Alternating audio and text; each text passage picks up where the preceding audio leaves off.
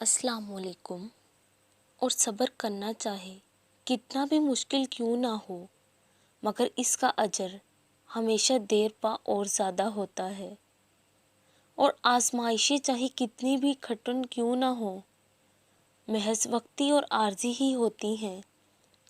اور آئیے جب لمحے گھٹن مشکلوں کے، اے اللہ میں راضی گر تو راضی کہہ کر ان کو آسان بنا لو۔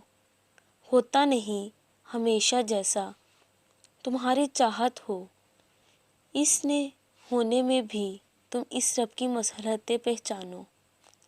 توکل اپنا ایسا بناؤ کہ کچھ کھو کے بھی نہ پچھتاؤ۔